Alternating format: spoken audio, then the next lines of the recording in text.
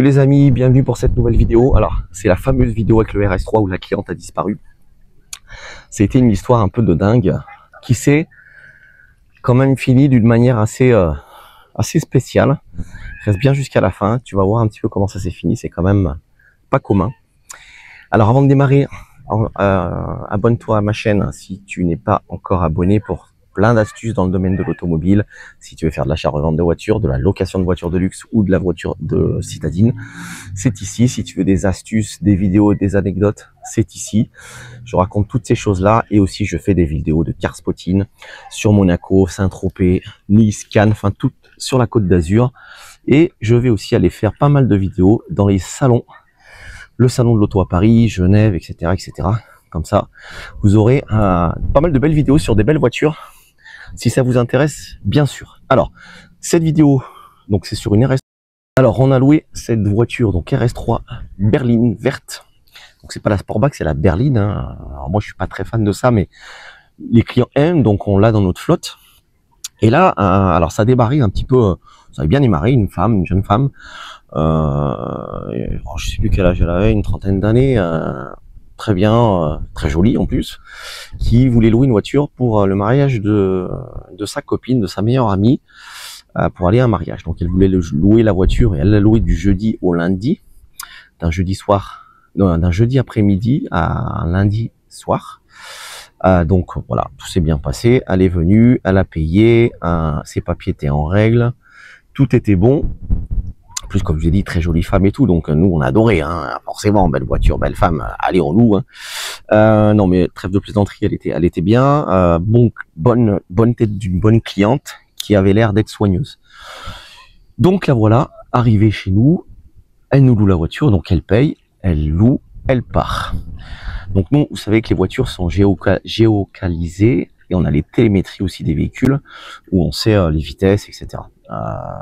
Voilà, et on a un double tracker, donc double GPS. S'il y en a un qui tombe en panne, on a toujours un autre de secours. Bon, là, effectivement, avec ce que je vais vous raconter, ça tient même plus debout. Donc là, voilà partie avec la voiture jeudi. Donc elle nous avait prévenu qu'elle devait aller à Lyon au mariage de sa copine et à Marseille chercher la robe. Donc nous, on avait fait un forfait justement, on était dans le mois, on avait fait un forfait en kilomètres illimité. Donc du coup, c'était bon. On était dedans, donc il n'y a pas de souci. Donc là, elle part. Et elle était bien sur Marseille, parce que le soir, j'ai regardé la géologue, elle était bien sur Marseille. Donc, comme elle nous l'avait dit, donc parfait. Hein, pour moi, je me suis dit, voilà, bonne cliente, qui dit pas de conneries, qui fait vraiment ce qu'elle dit. Pas de souci. Le lendemain, voilà, la journée passe, mais je regarde pas les géologues tous les jours, je regarde pas tout ça, hein, sincèrement. Alors, le souci, c'est que le soir, je reçois une alerte. Vous savez, j'ai des petites notifications sur mon téléphone via le tracker. Quand ça sort du pays, du pays, de la France. Alors on est assuré dans l'Europe entière, hein, mais je veux pas que les clients sortent de la France, sauf Monaco, puisqu'après c'est la galère s'il y a des problèmes. Donc que ce soit des problèmes avec les flics, des problèmes avec la voiture, pour aller chercher la voiture et tout ça, enfin c'est vraiment compliqué.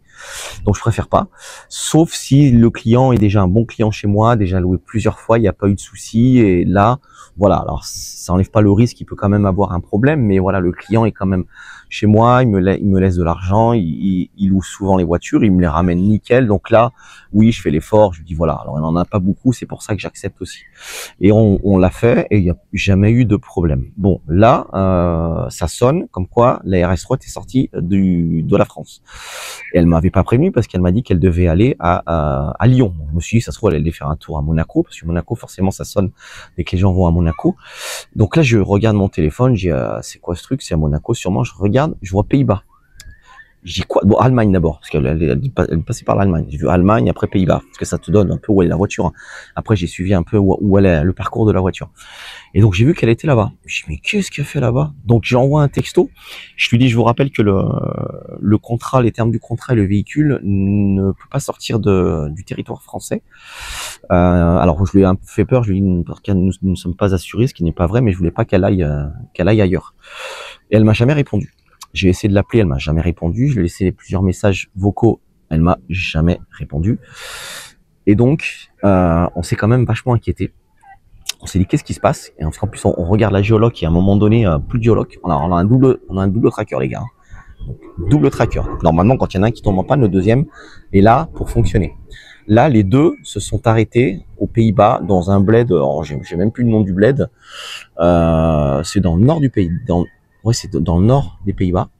Et plus rien. Plus rien, plus rien. Impossible. Donc j'appelle, moi d'ailleurs, c'était le vendredi, donc le samedi matin, j'appelle tout bon, la cliente, j'ai essayé de l'appeler 50 000 fois, mon associé aussi, on n'a jamais eu. Donc on s'est vraiment inquiété. J'ai appelé aussi la plateforme de dépannage du logiciel là qui nous suit pour savoir un petit peu s'ils pouvaient voir eux, de leur côté pourquoi normalement les deux trackers, au moins un devait fonctionner. Là, on n'a plus rien. Donc ils avaient aucune explication. Ils voyaient la voiture comme nous on la voyait, hein, arrêtée et qu'elle bougeait plus. On s'est dit il y a un problème. Alors après on s'est dit est-ce on tente le coup d'aller chercher la voiture parce que la cliente ne nous répond plus. Est-ce qu'elle s'est fait voler la voiture? Est-ce qu'il y a eu un accident? Qu'est-ce qu'elle fait là-bas? Pourquoi elle nous a pas prévenu? Est-ce qu'elle y allait de son plein gré ou non? Vous voyez, on s'est posé plein de questions. On se dit bon du coup on fait quoi? On va porter plainte? On fait quoi? Qu'est-ce qu'il faut qu'on fasse? Et du coup, on a continué à appeler la cliente et au final, elle nous a répondu à un moment donné en texto, en WhatsApp. Elle nous a dit désolé, j'avais plus de forfait, j'avais plus je captais plus le réseau. Là où je suis, c'est un petit village, je captais pas le réseau. Excusez-moi, je vous rappelle un peu plus tard. Moi, je me suis dit oui, mais rappelez-moi rapidement parce qu'on a besoin de savoir. Là, on est inquiet. Vous êtes aux Pays-Bas, alors que c'était pas le deal et la voiture est pas assurée là-bas, ce qui n'était pas vrai, hein, mais on a voulu la faire flipper. Et donc ça, c'était le matin. L'après-midi, elle nous a rappelé. Donc là, on a discuté un petit peu plus longtemps avec elle. Et là, elle nous a raconté, parce que nous, on commence à se faire des films. Hein. Il y a eu, ils sont partis chercher de la drogue. Ou alors elle s'est fait enlever. Il y a eu un accident. Enfin, nous, on est partis dans nos, tu sais, on s'est fait des films à la Spielberg, nous. Hein. On a flippé, hein, parce que derrière, on peut avoir des gros problèmes. Hein. Donc au final, non, elle était partie là-bas chercher une amie pour l'amener au mariage à Lyon. J'ai dit non mais attendez, vous rigolez. Pour 100 km illimité, je veux bien, mais prévenez-nous quand vous faites ça. Et alors double tracker, on a su pourquoi il y a eu un problème. Il y a eu une sorte de petit court-circuit au niveau d'un tracker qui a emmené l'autre aussi, en fait ça a cramé les deux. Les deux trackers ont cramé. Et donc bon, après ils sont venus les remplacer, mais les deux trackers sont cramés et c'est très très très très rare que ça arrive. Bien sûr que ça fallait que ça tombe sur nous. Forcément. Donc en plus à ce moment-là, ou quand la voiture était partie aux Pays-Bas, on a l'impression que c'était fait exprès. C'était un film, c'était fait exprès. Fallait que ça tombe là, fallait que ça emmerde Nico jusqu'au bout. Et ça fallait que ça le fasse flipper jusqu'au bout. Donc au final, du coup, elle m'a expliqué un petit peu ce qui se passait, ça m'a un peu rassuré. Mais j'attendais vraiment son retour quand même, parce que j'étais pas non plus rassuré à 100%, en me disant ça se trouve, peut me raconter des conneries. Je lui ai demandé une photo, mais elle m'a jamais envoyé de photo pour voir si c'était bien elle, tu vois, on sait jamais. Hein. Donc voilà, après le lundi est arrivé, le lundi soir, elle m'a ramené la voiture. Donc là, la journée de lundi, j'ai quand même flippé, je me posais plein de questions, j'espère que je vais la voir ce soir et tout ça. Et du coup, elle est arrivée, elle a rendu la voiture. Le problème, c'est que j'ai pas pu suivre le tracker, donc je savais pas si elle était vraiment rentrée à Lyon, si elle était sortie des Pays-Bas, plus rien ne fonctionnait, donc on n'avait plus aucune info de la voiture. Donc, mais bon, elle est venue, elle a rendu le véhicule, et là, c'est vrai qu'elle s'est excusée, elle était vraiment mal, mais voilà, après, je lui ai pas fait la morale, mais je lui ai dit que voilà, il fallait quand même nous prévenir, elle peut pas sortir du territoire comme ça, et le nombre de kilomètres, elle a nous a tapé au moins 2000 bornes, heureusement qu'elle est pas en kilomètres limités, parce que même en ligne limitée, c'est pour ça que c'est des offres qu'on fait ponctuellement, parce que les mecs, le problème, c'est qu'ils abusent derrière, ils font des kilomètres, ils dorment dedans, quoi. Bon, en tout cas, ça s'est bien fini, la cliente a disparu, m'a réapparu. On a flippé tout le week-end, forcément. On s'est dit où on va aller. Ça se trouve en prison, il va se passer un truc de malade mental. Bon, au final, plus de peur que de mal, comme on dit, tant mieux. On était contents. La cliente était contente malgré tout du véhicule. On a pu réparer les trackers. Et voilà, tout s'est bien passé au final. Heureusement, parce que sinon, on aurait été vraiment mal. Voilà, donc sur ce, je vous souhaite de passer une très bonne journée parce que je suis un petit peu en retard aujourd'hui. J'ai un véhicule à les livrer. Là, j'ai un client qui vient me louer une belle Porsche cabriolet blanche, les 992, là, les toutes dernières, là, pour aller faire le petit kéké à Saint-Tropez.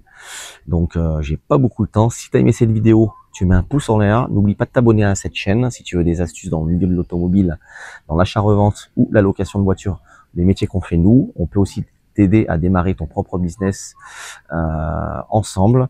Et on fait aussi beaucoup de car spotting. Donc, si tu aimes cette vidéo, tu mets un pouce en l'air et je te dis à très vite.